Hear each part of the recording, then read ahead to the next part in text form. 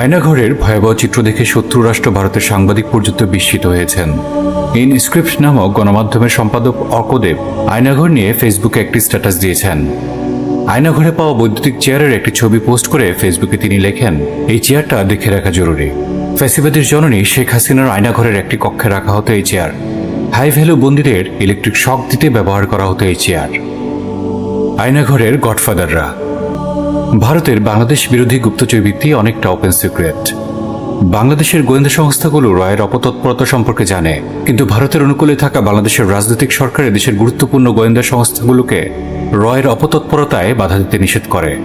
জাতীয় নিরাপত্তা সংস্থা বা এনএসআই এর সাবেক মহাপরিচালক ব্রিগেডিয়ার জেনারেল আমিনুল হক বীর উত্তমের মতে, বাংলাদেশে এমন কোনো ক্ষেত্র নেই যেখানে হাতে পারেনি। তবে রাজনৈতিক দলগুলোতে অনুপ্রবেশের ক্ষেত্রে পতিত আওয়ামী লীগের রয়ের অনুপ্রবেশ ঐতিহাসিক কারণেই সবচেয়ে বেশি। কিন্তু আমাদের প্রশ্ন হলো, বাংলাদেশের গোয়েন্দা সংস্থাগুলোর মধ্যে ভারতীয় গোয়েন্দা সংস্থার রয়ের প্রভাব কেমন?